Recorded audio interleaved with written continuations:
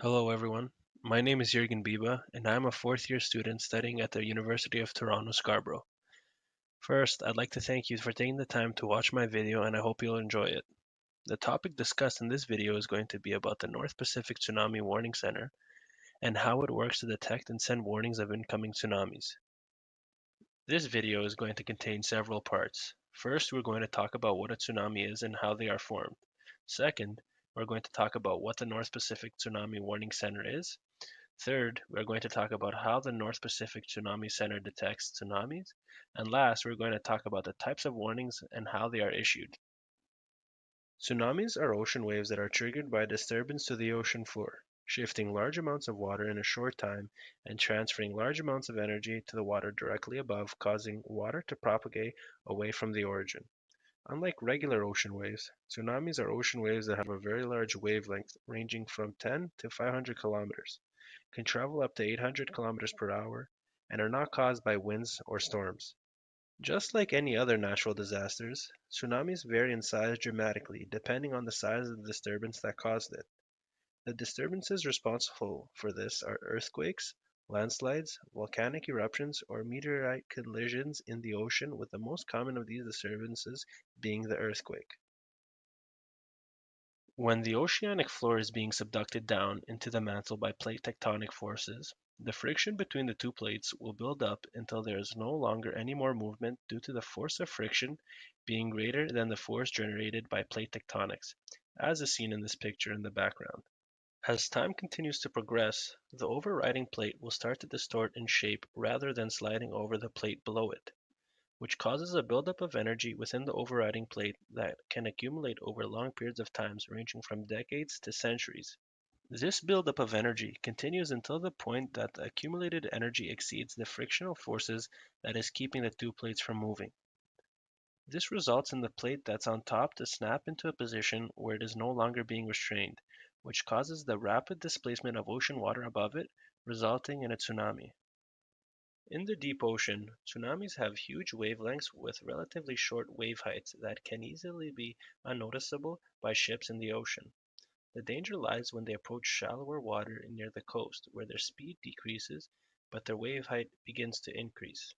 Depending on the topography of the coast and the shoreline, it can increase or decrease the potential effects of the tsunami. The Pacific Tsunami Warning Center is a tsunami warning center that is operated by the National Oceanic and Atmospheric Administration in the United States. It is part of an international tsunami warning system and serves as the warning center for all participating countries in the Pacific region. The Pacific Tsunami Warning Center headquarters is located in Ford Island, Hawaii, and was formed in 1949 following a tsunami in 1946 named the Aleutian Island earthquake that impacted Hawaii and Alaska. When an underwater earthquake hits, the first data scientists receive are seismic wave data due to seismic waves traveling faster than the speed of tsunamis. This data can help predict the size of the tsunami, and then depending on how severe the tsunami is, they can set a plan in motion if a warning needs to be issued or not. However, just using this data alone cannot paint the whole picture, and sometimes earthquakes can happen close to shore and tsunamis can reach the shore minutes after they occur. Also, not all earthquakes cause tsunamis.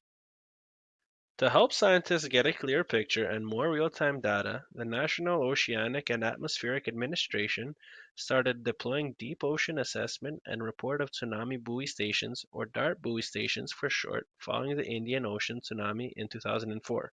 Scientists must strategically place the buoys around the ocean near to potential earthquake epicenters where they cannot be interfered with and near enough to where it gives scientists the most amount of time to enable tsunami detection. This buoy consists of two parts, the pressure sensor and the surface buoy. The pressure sensor on the sea floor measures the pressure and associates that to the change in the water column height. This information is transferred acoustically to the buoy and then relayed by satellite to the Pacific Tsunami Warning Center. There are two modes programmed into the buoys. There is a standard mode which transmits data via satellite every 15 minutes to extend battery life and deployment time. Then there is an event mode, which is triggered when the pressure sensor detects larger than normal deviations from the norm and sends information at 1-minute intervals to provide real-time data to the warning center, which is used in conjunction with seismic wave data to determine if a tsunami was formed. To go into further depth about this topic, an algorithm running in the buoy generates predicted water height values and compares all new samples with the previously predicted values. If two consecutive 15-second water level values exceed the predicted values, the system will go into event mode. Data will be transmitted via satellite for a minimum of 3 hours, giving high-frequency data on short intervals for the first hour. Every transmission will include the time of t equals 0. This indicates the time the second real-time value exceeded the predicted value calculated by the algorithm. Every tsunami response model message also includes an ID that identifies the type of data and the time of the data in the message as minutes after time equals 0. When the time of the hourly self-timed transmission occurs during an event mode, the buoy will send 1-minute data comprised of the average of 4 15-second values for the preceding 2 hours for a total of 120 values. If the ocean is still disturbed after the 3 hours of the event mode, the hourly self-timed transmission of 120 1-minute average values will continue. The system will return to standard mode only after 3 hours of normal water height. Now that scientists have received ocean data, what are their next steps to ensure warnings are issued to the possibly affected areas?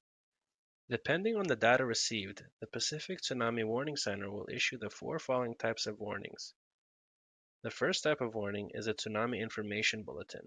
This warning indicates a threat exists at this time, but there is no evidence that a tsunami is moving across the Pacific Ocean. The second type of warning is a Tsunami Watch Warning. This warning indicates that it is determined that the earthquake may have very likely caused a tsunami and alerts all involved parties to be on alert for confirmation from the Pacific Tsunami Warning Center for a potential tsunami. The third type of warning is a Tsunami Advisory Warning. This warning indicates that it is determined that the earthquake has caused a tsunami with very strong waves that are very dangerous to those very near the water or in the water. The last type of warning is a Tsunami Warning.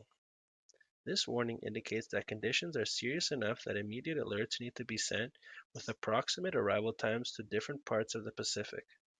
After the Pacific Tsunami Warning Center issues their warnings, preceding efforts to ensure the safety of the vulnerable depends on tsunami protocols constructed by the specific government. Common safety protocols involve sounding tsunami sirens, moving inland and climbing to higher ground away from the shore. In conclusion, tsunamis are ocean waves caused by disturbances to the ocean floor that transfer energy to the water above it. These waves have wavelengths ranging from 10 to 500 kilometers and can travel up to speeds of 800 kilometers an hour.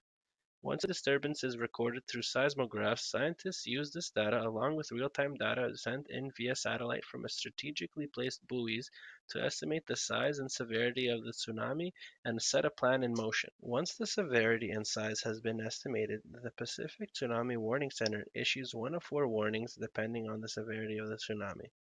For more information, please take a look at the references posted here. Once again, I'd like to thank you all for taking the time to watch my video, and I hope you guys enjoyed it.